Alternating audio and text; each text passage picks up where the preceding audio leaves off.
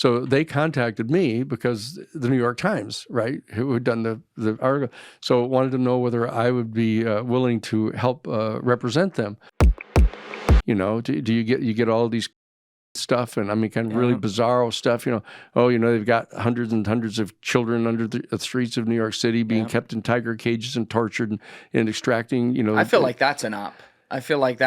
Just to get people to not talk about these things, because it's like, oh yeah, the crazy people were talking about that, and then the things that might actually be real get ignored. They love to raise up and identify bogus conspiracy theories, so that they can suggest that anything that's a conspiracy theory is untrue, and that's what they do, and we know that the operations director of the Central Intelligence Agency has an entire project that they call citizen diplomacy.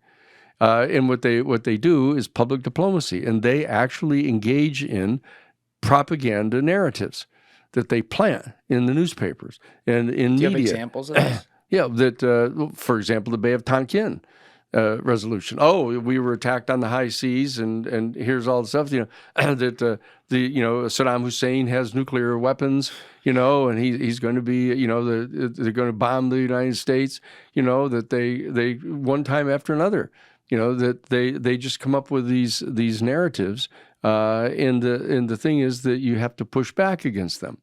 And the problem is that they're extremely sophisticated. What they've done is they've developed these techniques to engage allegedly in international warfare against allegedly the communists that are trying to take over the world, And so therefore they've developed all of these skill sets. And what they do is they turn around and they deliver them against us, the citizens here. You've got Project Mockingbird. They got 42. We identified 42 specific national security reporters. Yep. Who all come from a national security background as a rule. They've all been in one of the agencies or another, and that's why they're there at the news media, because they've got good contacts with the people. But Danny, they would never do this today. Yeah, that's right. They would never do this today. I'm glad they've stopped. We've never done this. Besides, we don't do this anymore.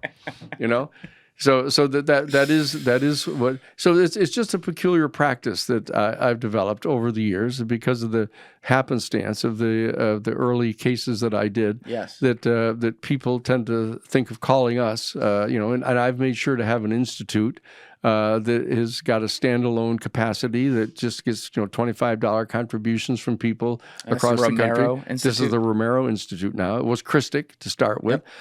But, of course, George Bush Sr.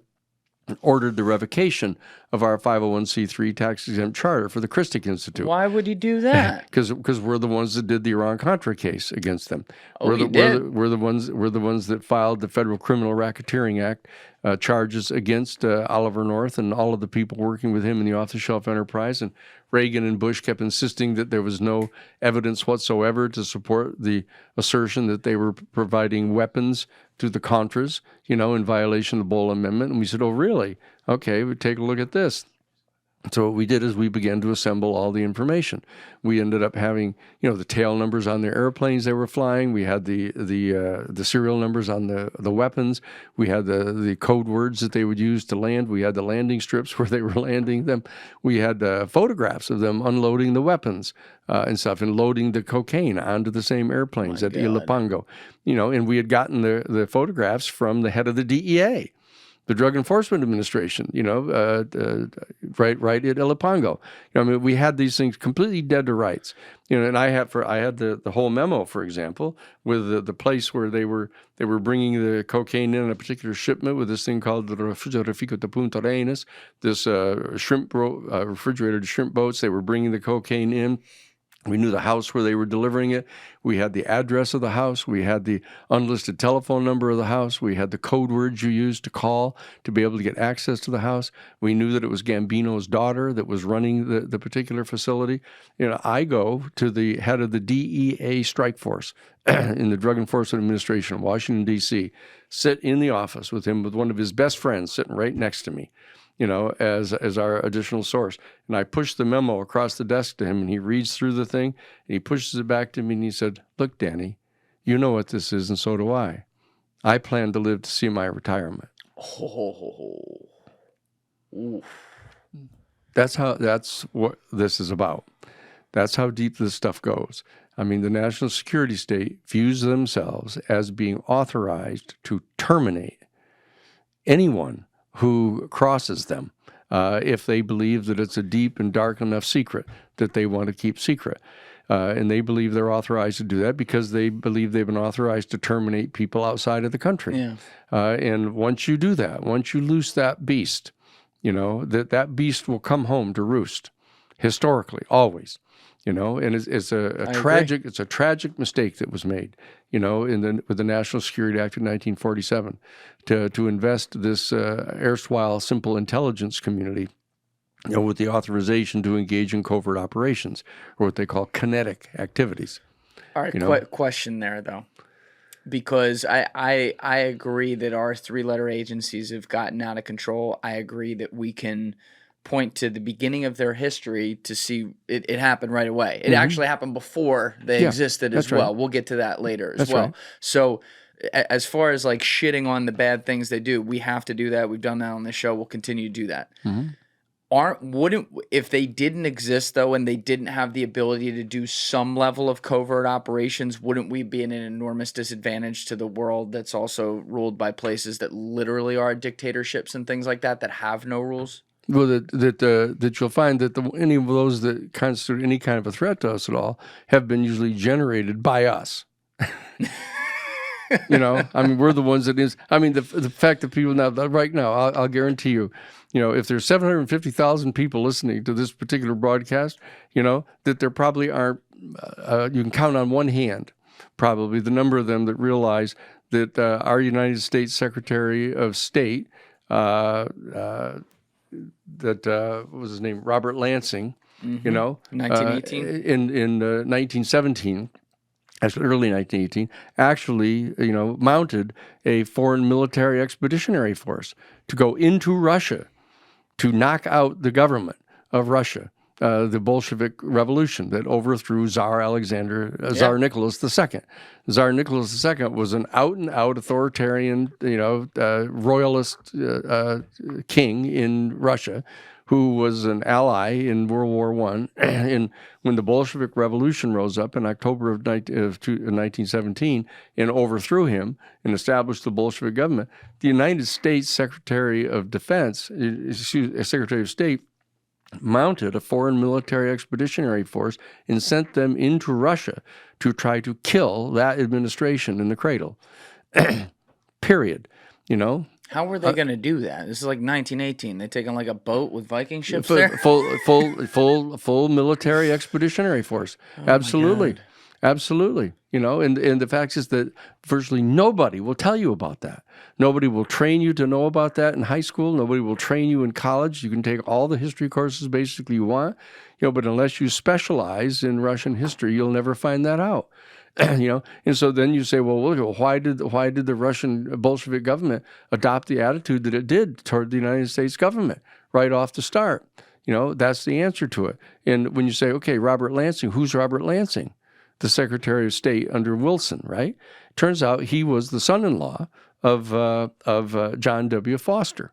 John W. Foster was the grandfather of John Foster Dulles and Allen Dulles. Yeah, great guys. John W. Foster was the guy that was in charge of he was the Secretary of State in 1893 when we invaded the Philippine Islands and started to instigate the Spanish-American War, the whole age of American imperialism. That was John W. Foster. Okay, and he's the father-in-law of Robert Lansing, who was the guy who sent the expeditionary force into Russia. It's nice of them to keep it in the family. And if you keep track of all of this, if you actually look at it historically, you start to discover, what the background of this is, and you discover, for example, that in 1918, at the end of World War I, right, the Versailles Treaty is set up. And it turns out that the two grandchildren of John W. Foster, John Foster Dulles and Allen Dulles, both young lawyers at Sullivan and Cromwell, are brought with their uncle, Robert Lansing, Secretary of State, brings them to the Versailles Treaty agreements in Paris. They draft into the Versailles Treaty the reparations requirements. Yeah. imposing upon Germany a burden to repay the corporations for the damage they'd inflicted on any of their corporate properties during the war, right? And since they didn't have the funds to actually pay those reparations, what they did is Brown Brothers Harriman, the legal counsel for whom was Allen Dulles, they agreed to give loans to the German government to be able to pay the reparations, in exchange for which they took stock in their major war industries. Yep. The Krupp ball bearing factory, the IG Farben pharmaceutical and explosives companies, all those major industries. And then the investors in Brown Brothers Harriman actually invested money in their war industry. Yep. Okay, to rebuild their war machine at the end of World War I. They're the ones that rebuilt the entire German juggernaut under Hitler. And the CEO of Brown Brothers Harriman, who had forwarded all these loans, the CEO of Brown Brothers Harriman is George Herbert Walker. Oh, my God. You don't have to call him that, but it was close. But George Herbert Walker is the CEO of Brown Brothers Harriman. His son-in-law is Prescott Bush. Yep, who becomes Hitler's financier. And what happens is George Herbert Walker steps out in 1924 from the CEO position at Brown Brothers Harriman, creates the Union Bank of New York. And it's all capitalized by investors from Brown Brothers Harriman, who are all the major robber barons. You know, all those guys that owned, you know, the Carnegie and Rockefeller and Harriman, the rail lines. They owned the agricultural lines. They owned the steel mills. They owned they had monopolized basically the top 15, 20 areas of the American economy.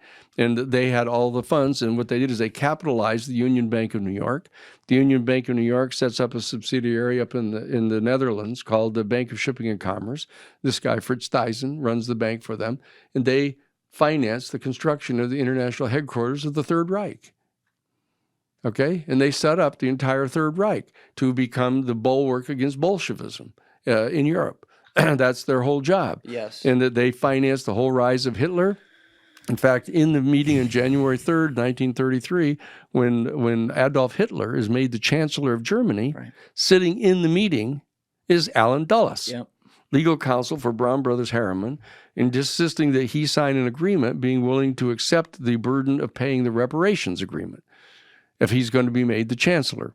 To protect those loans that they have given to them. And that he created. So there they are. Yeah. Okay? And so what I'm saying is that nobody's going to tell you that.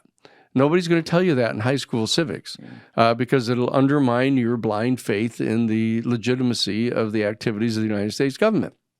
Because they discover that the behind the scenes in the United States government is this elite, you know, less than 1%, you know, 1/10 of 1% of the population who own massive amounts of stocks and securities in the major corporations are the ones that are calling the shots on these things. Okay? And the problem is that when people start to find out a little bit about this, they throw up their hands in despair and say, oh, this is absolutely atrocious. This is as bad as I've ever heard it is. You know, there's no use in voting. There's no use in trying to do anything.